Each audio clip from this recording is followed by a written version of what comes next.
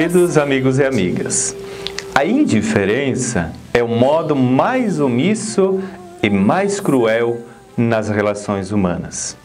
Não quero me comprometer, não tenho nada a ver com isso. Às vezes ouvimos essas expressões. Humanamente, esta postura ela é excludente e egocêntrica. Mas, em se tratando de discípulos de Jesus Cristo, a nossa relação com os sofredores tem um significado especial. O Papa Francisco instituiu, no ano passado, o Dia dos Pobres, no terceiro domingo de novembro, e que neste ano é celebrado no dia 18.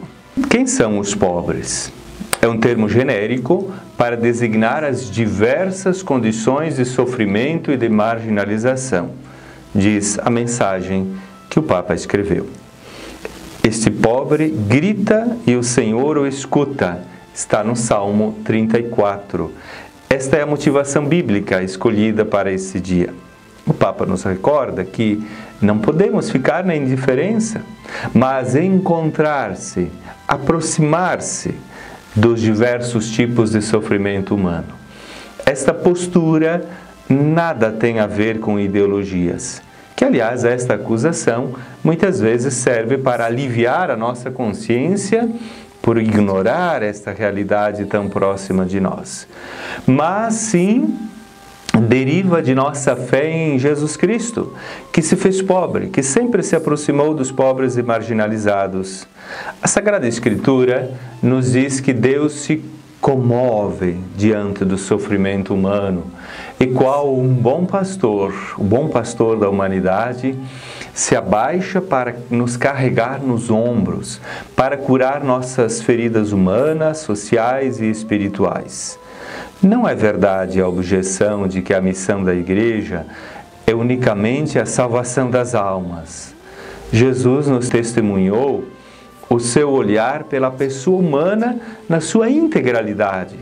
Fitava nos olhos, gastava tempo com as pessoas, perdoava pecados e curava os enfermos.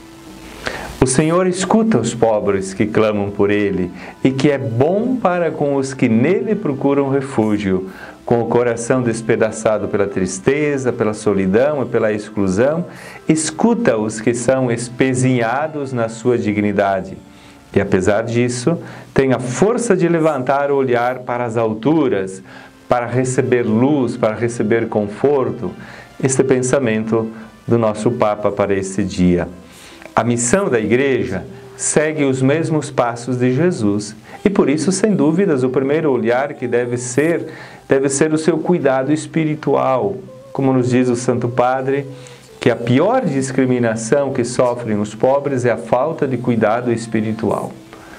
A resposta de Deus ao pobre é sempre uma intervenção de salvação para cuidar das feridas da alma e do corpo, para repor a justiça, para ajudar a recuperar a vida com dignidade. Portanto, somos chamados a um olhar integral e preferencial com os mais pobres. Ninguém pode sentir-se exonerado da preocupação pelos pobres e pela justiça social, nos pede o Papa Francisco. Então, o que devemos fazer? No momento em que estamos vivendo, o primeiro a fazer é, sinceramente, se converter da indiferença e do desprezo. Claro que não é obrigação dos cristãos a superação da pobreza no mundo, mas uma gota d'água no deserto para que sintam que podem contar com irmãos e irmãs. Vemos com alegria as muitas iniciativas existentes de caridade na Igreja e que, igualmente, muitas instituições da sociedade se organizam para esta proximidade misericordiosa. Somemos juntos, podemos fazer muito mais. Deixemo-nos guiar pelo Espírito Santo, que no dia do nosso batismo nos ungiu para, como Jesus, evangelizar os pobres. Cada cristão e cada comunidade são chamados a serem instrumentos de Deus ao serviço da libertação e promoção dos pobres, para que possam integrar-se plenamente na sociedade.